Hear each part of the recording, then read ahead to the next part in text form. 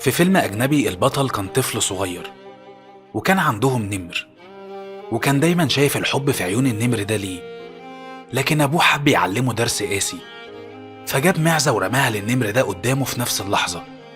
فالنمر هجم عليها بدون تفكير وافترسها بسرعة رهيبة.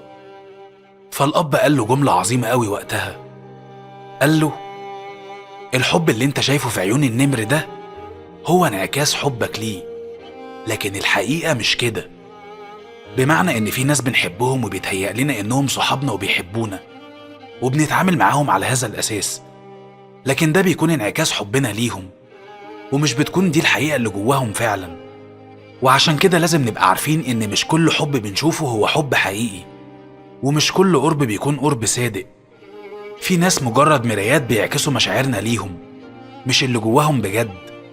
فخلي عينك مفتحة وقلبك واعي عشان تعرف مين اللي بيحبك بجد، ومين اللي بس بيعكس حبك ليه.